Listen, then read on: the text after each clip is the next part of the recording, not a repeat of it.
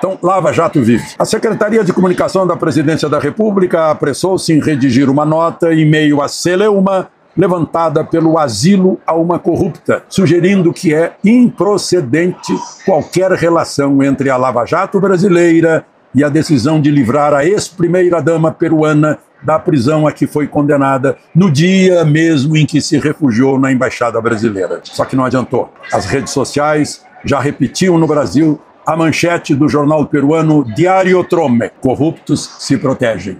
Foi a manchete. E tinha a foto da Nadine e de Lula.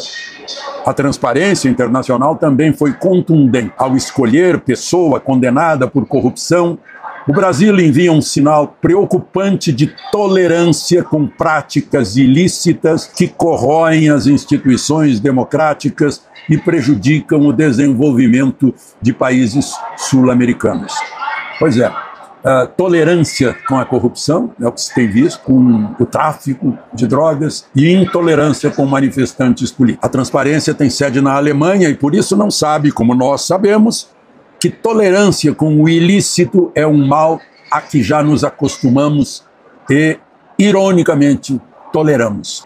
Segundo parágrafo. Pelo depoimento que se leu em O Globo e se ouviu na Globo News, da jornalista Malu Gaspar, foi Palocci que ajeitou e Lula que pediu a Marcelo Odebrecht os pagamentos de milhões a Ollanta Humala, que se elegeu presidente com dinheiro ilícito. A entrega era feita em mochilas com 200 a 300 mil dólares num apartamento padrão Gedel, no bairro de Miraflores, em Lima, e recebido por Nadine, que hoje está asilada no Brasil.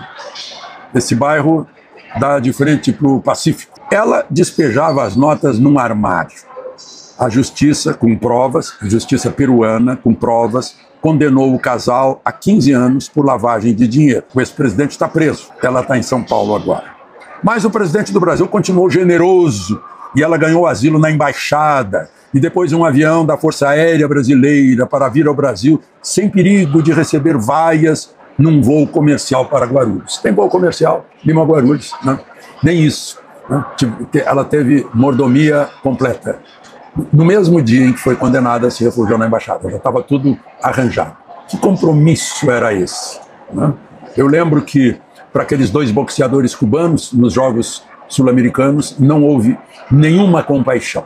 Eles foram presos no Brasil depois de abandonar a embaixada do país em que não há liberdade, foram postos num avião venezuelano e devolvidos a Fidel Castro. Hoje não estão mais lá, conseguiram fugir. Né?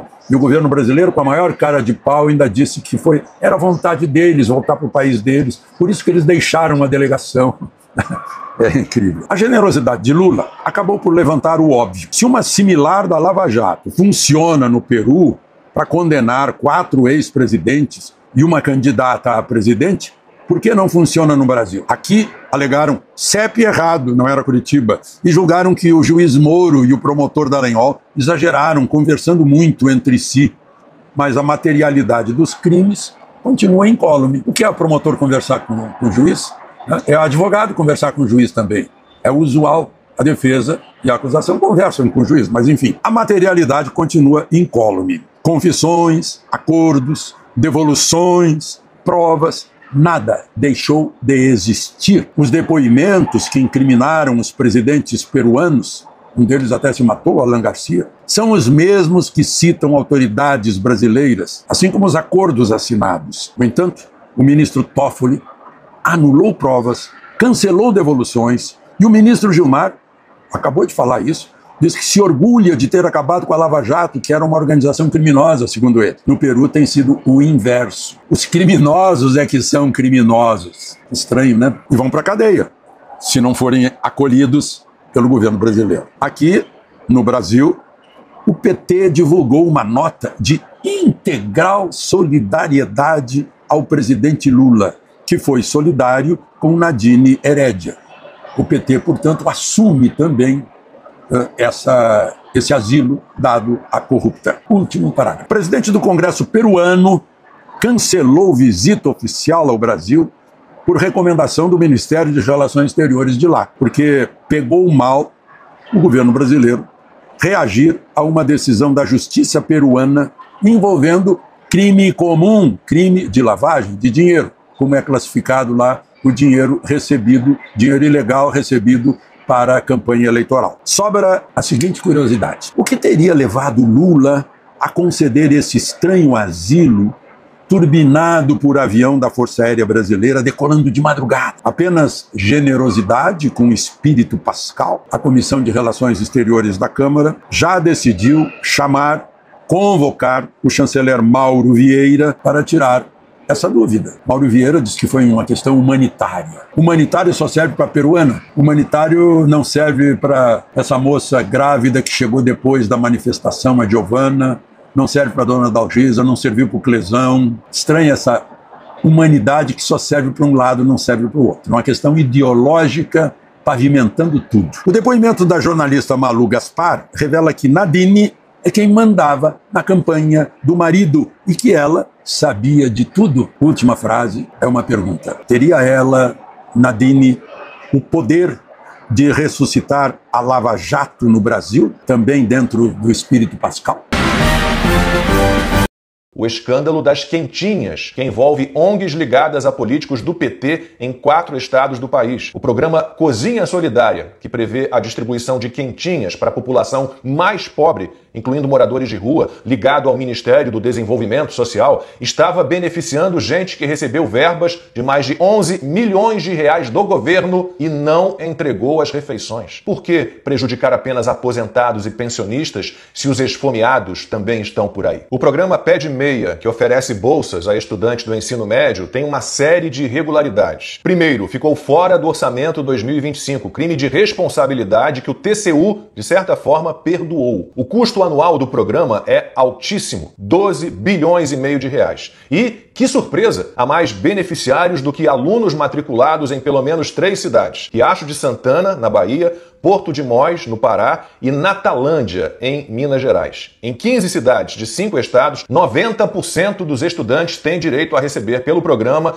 R$200 de bolsa por mês, além de R$1.000 por ano, depositados numa poupança que só pode ser sacada depois da formatura. O Ministério da Educação afirma que está trabalhando para corrigir problemas, e especialistas veem erros em cadastro e uma política que ficou muito ampla e cara. Como estou de olho apenas nos 4 primeiros meses deste ano, não vou falar da licitação fraudulenta para a escolha de agências que cuidariam das redes sociais do governo, negócio de 200 milhões, nem da incabível e suspeitíssima licitação para a compra de arroz, depois das enchentes no Rio Grande do Sul. As duas foram feitas e anuladas. Entra neste painel a licitação de 321 milhões de reais para a escolha da empresa que forneceria funcionários terceirizados para 12 ministérios.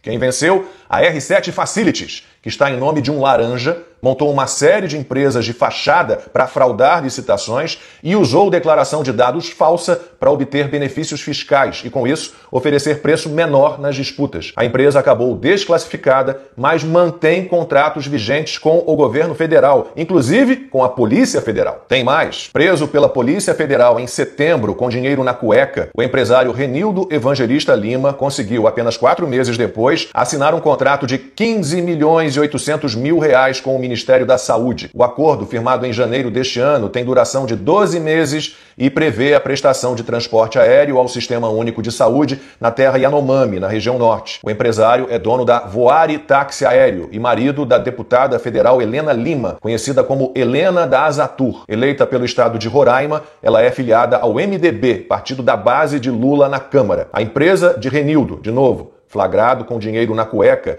não presta serviços apenas para o Ministério da Saúde, que é seu maior cliente no governo, com contratos que somam 164 milhões de reais. No total, a Voari já recebeu 610 milhões e 600 mil da União e também foi beneficiada com isenções fiscais de 11 milhões e meio e também obteve 3 milhões e 100 mil reais por meio de emendas parlamentares. Lula ainda entregou, sem licitação, sem audiência pública, sem fiscalização do Congresso, 14% do território nacional para a Ambipar. O Ministério dos Povos Indígenas passou para o grupo a gestão de serviços em terras indígenas no Brasil, como a capacitação de brigadas para combater incêndios, coleta, tratamento, separação e destinação de lixo e ampliação do monitoramento das reservas. próximas. É uma área com 1 milhão de quilômetros quadrados, contrato de quase 500 milhões de reais. As ações da Ambipar têm uma das trajetórias mais curiosas da Bolsa de Valores brasileira. Em 2024, os papéis saíram de uma cotação de R$ 15,58 em janeiro para R$ 134,96 no fim do ano.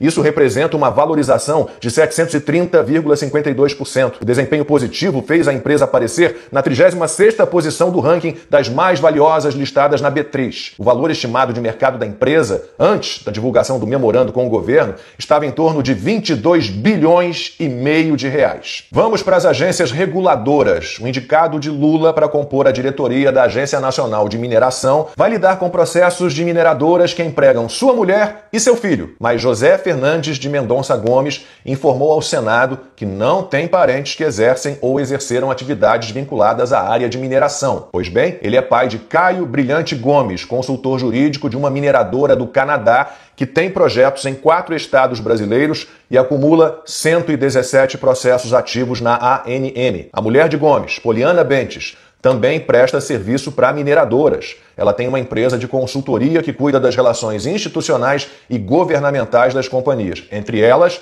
uma mineradora com 154 processos ativos na Agência Nacional de Mineração. E não acaba. A empresa Brasil de Comunicação firmou convênios com a TV do Trabalhador, TVT, ao custo de R$ 2.650.000. Emendas enviadas por 12 parlamentares do PT, deputados e senadores, vão bancar a renovação de equipamentos da emissora e a produção de 100 programas jornalísticos do canal. A TVT é ligada ao Sindicato dos Metalúrgicos do ABC Paulista, que é ligado à CUT. É muito dinheiro dos pagadores de impostos que tem sido entregue por Lula a veículos de comunicação, que viraram assessoria de imprensa do governo. Os gastos do petista com publicidade vão disparar este ano. A previsão é de que os contratos alcancem 3 bilhões e meio de reais apenas em 2025. Isso é bem mais do que foi gasto em todo o governo Bolsonaro em propaganda de ministérios, bancos públicos e estatais. 2 bilhões e meio em valores corrigidos. O governo do PT é mesmo uma graça. Em novembro do ano passado, assinou um acordo com a concorrente chinesa da Starlink, a SpaceSail. A companhia pretende atuar com um serviço de internet de alta velocidade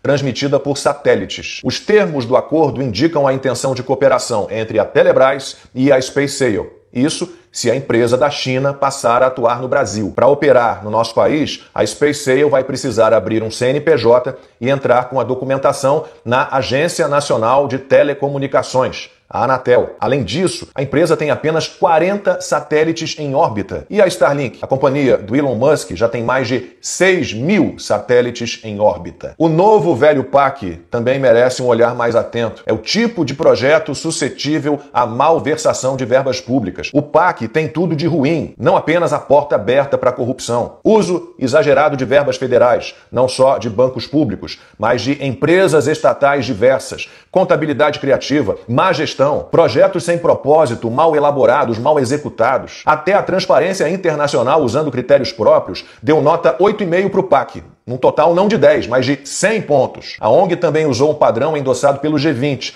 e a nota do PAC foi 1. No total de 10. O PT resolveu exumar o PAC, mas as suspeitas sobre os projetos ainda suscitam o velho apelido: Programa de Aceleração da Corrupção. O Brasil de verdade está cercado pelo Brasil do PT, que espalha incapazes por conselhos de estatais e de empresas privadas com participação da União, que arrasta as estatais para o prejuízo, que dá 750 milhões de reais para o MST, que destrói a Previ, fundo de pensão do Banco do Brasil, entregue por Lula a um sindicalista, e os palácios do governo são reformados, móveis caríssimos são comprados sem licitação, tapetes, roupa de cama, mesa e banho, tudo coisa fina, como a Janja exige. E ela e o marido rodam o mundo com comitivas enormes e muito luxo, e a FAB voa sem parar com ministros do STF e políticos. E tem avião disponível também para levar ao Brasil a ex-primeira-dama do Peru, condenada a 15 anos de prisão por corrupção e lavagem de dinheiro. O Brasil de verdade afunda no Brasil do PT. A dívida pública só aumenta. O déficit fiscal explode, há recorde de falência de empresas, a inflação sai do controle, o dólar sobe, a taxa de juros também. A maior parte da população está endividada e o governo inventa um empréstimo consignado que tem o FGTS como garantia. O trabalhador pega seu próprio dinheiro emprestado, pagando como juros 3 vezes mais do que a taxa Selic. É só uma questão de tempo. O projeto de lei de diretrizes orçamentárias já aponta para o colapso das contas públicas em 2027. Não deve haver dinheiro nem para as despesas com saúde e educação. E a Folha insiste em dizer que a oposição busca grudar as pechas de incompetência e corrupção em Lula, sem ligar para o que o próprio petista disse recentemente.